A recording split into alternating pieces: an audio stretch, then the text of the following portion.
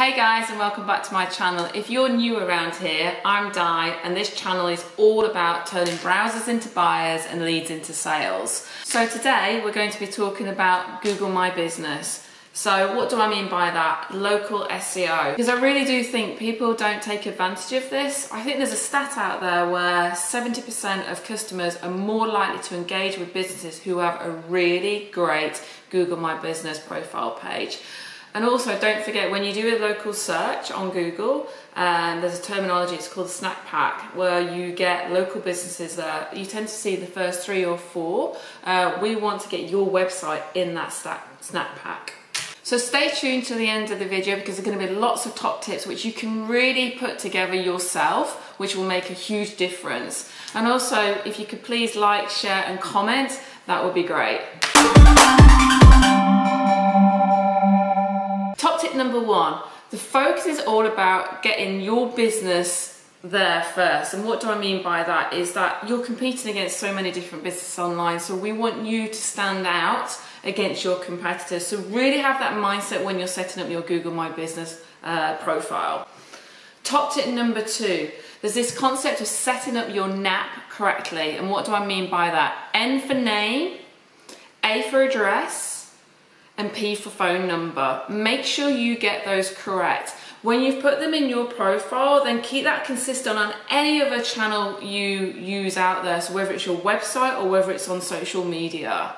Top tip number 3, if you are a business which has opening hours, then do put your opening hours, because what you don't want is somebody to turn up to your bricks and mortar and find out that you're closed, but on your Google My Business it says you're open.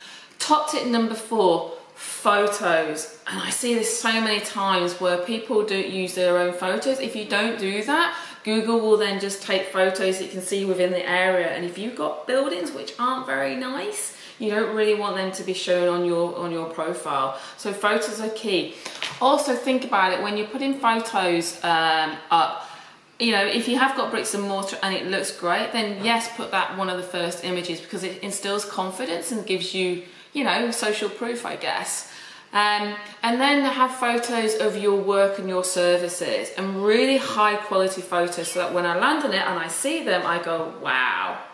What you shouldn't do with your photos is have maybe photos of where, I don't know, you're in the office and you might be messing around, or you could be, you know, having parties, and it might just come across in the wrong way, even though it only looks like you're having fun. Just be careful of that type of photo you put on your profile. Top tip number 5, your bio.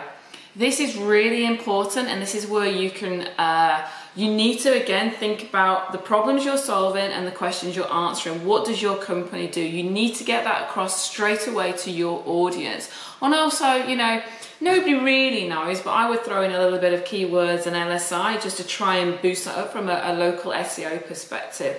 There's also a button there where you can have appointments set. If you do things like coaching or mentoring or you know, a hair salon or beauty salon, then take advantage of that functionality.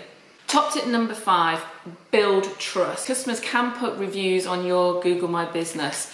So I would encourage your customers to do that if you've done a great job for them, because you're going to get the 5 gold stars and they help you stand out, especially if you come up on the Snack Pack from a local SEO perspective. Also, engage back into your customers. If they've put in a positive review, then engage back and say thank you. Likewise, if you don't get the best of reviews, you know, nobody's perfect out there. It's quite normal. But my advice would be, if you do that, put back a positive engagement of how you can improve your services. And the final tip, and we've just started to use this as a business, you can actually set up services and products. So think of it like themes and topics from an SEO perspective. So if we set up services which break down, where we do one-page websites, we do e-commerce websites, we do brochure websites, and within those services we can upload images as products of our websites that have gone live. So what does this do? This gives fresh content on our profile and also shows our stunning website designs. Remember, this is visual for us, so we want people to see these websites straight away. Thank you guys for watching this video. I hope you find these tips useful. If you did find them useful, then please do like, comment and share. I'd really appreciate it. And what I would like, if any of you do implement any of these tips and you find, you know, when you've done them, you've got leads from it, or it's helped on your local SEO from your snack pack, then please do DM me on my Instagram page. Guys. Thanks guys.